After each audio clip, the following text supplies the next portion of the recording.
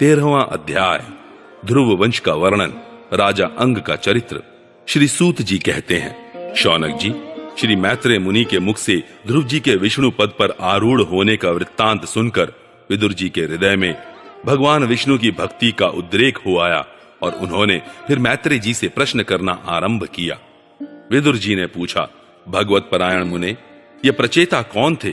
किसके पुत्र थे? किसके वंश में प्रसिद्ध थे और इन्होंने कहां यज्ञ किया था? भगवान के दर्शन से कृतार्थ नारद जी परम भागवत हैं, ऐसा मैं मानता हूं। उन्होंने 5 रात्र का निर्माण करके श्री हरि की पूजा पद्धति रूप क्रिया योग का उपदेश किया है।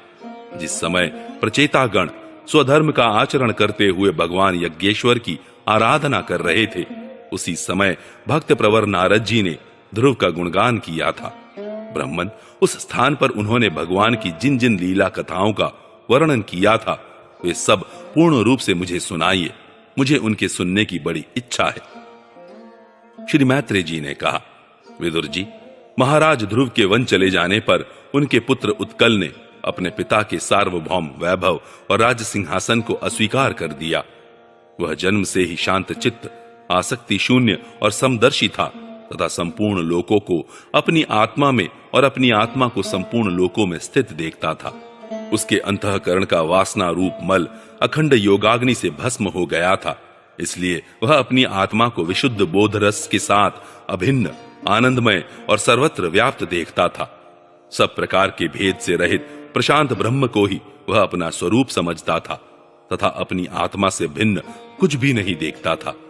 वह अज्ञानियों को रास्ते आदि साधारण स्थानों में बिना लपट की आंख के समान मूर्ख, अंधा, बहरा, पागल अथवा गूंगा सा प्रतीत होता था। वास्तव में ऐसा था नहीं। इसलिए कुल के बड़े बूढ़े तथा मंत्रियों ने उसे मूर्ख और पागल समझकर उसके छोटे भाई भ्रमी पुत्र वत्सर को राजा बनाया। वत्सर की प्रियसी भार्या स्वरवीथि के गर्भ से पुष्पाण, तिग्मकेतु, ईश, ऊर्ज, वसु और जय नाम के 6 पुत्र हुए। पुष्पाण के प्रभा और दोषा नाम की 2 स्त्रियां थी। उनमें से प्रभा के प्रातः, मध्यम दिन और सायं ये 3 पुत्र हुए। दोषा के प्रदोष, निशीत और व्युष्ट ये 3 पुत्र हुए। व्युष्ट ने अपनी भार्या पुष्करणी से सर्वतेजा नाम का पुत्र उत्पन्न किया। उसकी पत्नी आकुति से चक्षु नामक पुत्र हुआ। चाक्षुक मनवंतर में वही मनु हुआ। चक्षु मनु की स्त्री नडवाला से पुरु, कुत्स, त्रित, द्युम्न, सत्यवान, ऋत, व्रत, अग्निष्टोम, अतिरात्र, प्रद्युम्न, शिबी और उल्मूक ये 12 सत्वगुणी बालक उत्पन्न हुए। इनमें उल्मूक ने अपनी पत्नी पुष्करणी से अंग, सुमना, ख्याति, क्रतु, अंगिरा और गय ये 6 उत्तम पुत्र उत्पन्न किए। अंग की पत्नी सुनीता ने क्रूर कर्मा वेन को जन्म दिया, जिसकी दुष्टता से उद्विग्न होकर राजऋषि अंग नगर छोड़कर चले गए थे। प्यारे विदुर जी, मुनियों के वाक्य वज्र के समान अमोघ होते हैं। उन्होंने कुपित होकर वेन को शाप दिया और जब वह मर गया तब कोई राजा न रहने के कारण लोक में लुटेरों के द्वारा प्रजा को बहुत कष्ट होने लगा। यह देखकर उन्होंने वेन की दाहिनी भुजा का मंथन किया, जिससे भगवान विष्णु के अंशावतार आदि सम्राट महाराज पृथु प्रकट हुए। विदुर जी ने पूछा, ब्राह्मण, महाराज अंग तो बड़े शील संपन्न, साधु स्वभाव, ब्राह्मण भक्त और महात्मा थे। उनके वेन जैसा दुष्ट पुत्र कैसे हुआ, जिसके कारण दुखी होकर उन्हें नगर छोड़ना पड़ा? राजदंडधारी वेन का भी ऐसा क्या अपराध था जो धर्मज्ञ मुनीश्वरों ने उसके प्रति शाप रूप ब्रह्मदंड का प्रयोग किया? प्रजा का कर्तव्य है कि वह प्रजापालक राजा से कोई पाप बन जाए तो भी उसका तिरस्कार न करे, क्योंकि वह अपने प्रभाव से 8 लोकपालों के तेज को धारण करता है। ब्राह्मण, आप भूत भविष्य की बातें जानने वालों में सर्वश्रेष्ठ हैं, इसीलिए आप मुझे सुनीता के पुत्र वेन की सब करतूतें सुनाइए। मैं आपका श्रद्धालु भक्त हूं। श्री मैत्रेय जी ने कहा, विदुर जी, एक बार राजऋषि अंग ने अश्वमेध महायज्ञ का अनुष्ठान किया। उसमें वेदवादी ब्राह्मणों के आवाहन करने पर भी देवता लोग अपना भाग लेने नहीं आए। तब ऋत्विजों ने विस्मित होकर यजमान अंग से कहा, राजन, हम आहुतियों के रूप में आपका जो घृत आदि पदार्थ हवन कर रहे हैं उसे देवता लोग स्वीकार नहीं करते। हम जानते हैं आपकी होम सामग्री दूषित नहीं है, आपने उसे बड़ी श्रद्धा से जुटाया है। तथा वेद मंत्र भी किसी प्रकार बलहीन नहीं है, क्योंकि उनका प्रयोग करने वाले ऋत्विजगण याजकोचित सभी नियमों का पूर्णतया पालन करते हैं। हमें ऐसी कोई बात नहीं दिखती कि इस यज्ञ में देवताओं का किंचित भी तिरस्कार हुआ है। फिर भी कर्माध्यक्ष देवता लोग क्यों अपना भाग नहीं ले रहे हैं? श्री मैत्री जी कहते हैं, ऋत्विजों की बात सुनकर यजमान अंग बहुत उदास हुए। तब उन्होंने याजकों की अनुमति से मौन तोड़कर सदस्यों से पूछा, सदस्यों, देवता लोग आवाहन करने पर भी यज्ञ में नहीं आ रहे हैं और न सोम पात्र ही ग्रहण करते हैं। आप बतलाइए, मुझसे ऐसा क्या अपराध हुआ है? सदस्यों ने कहा, राजन, इस जन्म में तो आपसे तनिक भी अपराध नहीं हुआ। हाँ, पूर्व जन्म का एक अपराध अवश्य है, जिसके कारण आप ऐसे सर्वगुण संपन्न होने पर भी पुत्रहीन हैं। आपका कल्याण हो, इसलिए पहले आप सुपुत्र प्राप्त करने का कोई उपाय कीजिए।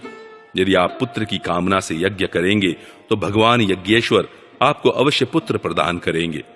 जब संतान के लिए साक्षात यज्ञ पुरुष श्री हरि का आवाहन किया जाएगा, तब देवता लोग स्वयं ही अपना अपना यज्ञ भाग ग्रहण करेंगे।